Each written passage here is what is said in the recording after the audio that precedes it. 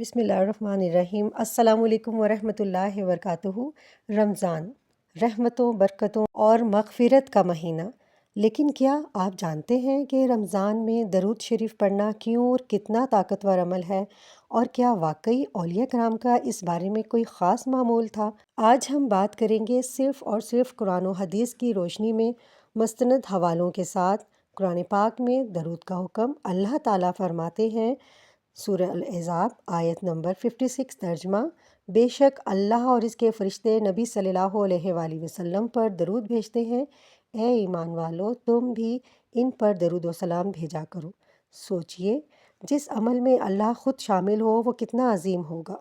رمضان میں نیکیوں کا اجر کئی گنا زیادہ۔ رسول اللہ صلی اللہ علیہ وآلہ وسلم نے فرمایا، رمضان میں نفل ثواب فرض کے برابر اور فرض کا ثواب 70 گنا تک بڑھا دیا جاتا ہے۔ روایت صحیح ابن خزیمہ۔ یعنی اگر عام دنوں میں درود پڑھنے کا اتنا اجر ہے تو رمضان میں سوچئے کتنی برکتیں نازل ہوتی ہوں گی۔ درود شریف کے فضائل۔ حدیث کی روشنی میں نبی کریم صلی اللہ علیہ وآلہ وسلم نے فرمایا، جس نے مجھ پر 1 مرتبہ درود بھیجا، اللہ اس پر 10 مرتبہ رحمتیں نازل فرماتا ہے۔ صحیح مسلم۔ 1 درود 10 رحمتیں۔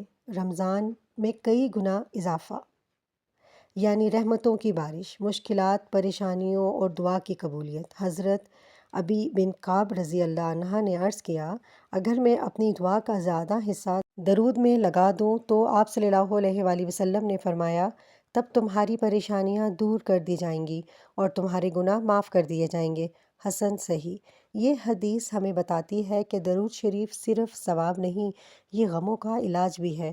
اولیاء کرام کا معمول کیا تھا؟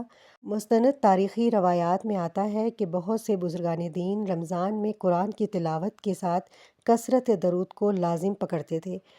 مثلاً امام مالک رحمۃ اللہ رمضان میں زیادہ تر وقت قرآن اور ذکر میں گزارتے تھے۔ حوالہ سر اعلام النبالہ۔ اور بزرگان دین فرماتے تھے، درود شریف دعا کی قبولیت کی کنجی ہے، خاص طور پر رمضان میں۔ لیکن یاد رکھیں، کوئی مخصوص تعداد قرآن یا صحیح حدیث سے ثابت نہیں، اس لیے جتنی توفیق ہو اخلاص کے ساتھ پڑھیں۔ درود پڑھنے کا بہترین طریقہ، سب سے افضل درود وہ ہے جو نماز میں پڑھا جاتا ہے، درود ابراہیمی، کیونکہ صحابہ نے پوچھا، یا رسول اللہ صلی اللہ علیہ وآلہ وسلم ہم آپ پر کیسے درود بھیجیں؟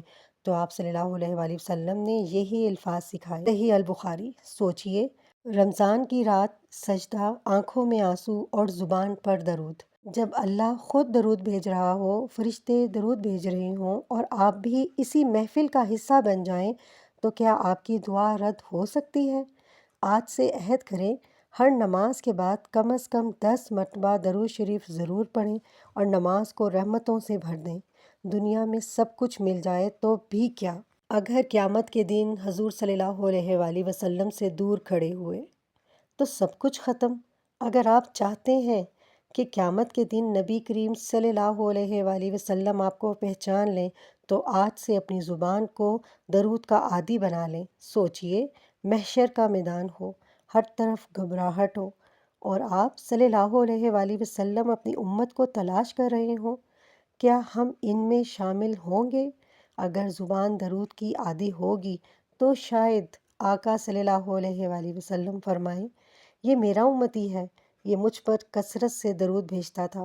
آج سے عہد کریں، دن میں 100 بار نہیں تو 10 بار ہی صحیح، لیکن درود چھوڑیں گے نہیں۔ اور یہ ویڈیو ضرور شیئر کریں، کیا پتہ کسی کے نصیب میں قرب مصطفیٰ صلی اللہ علیہ وآلہ وسلم آپ کے شیئر کی وجہ سے لکھ دیا جائے۔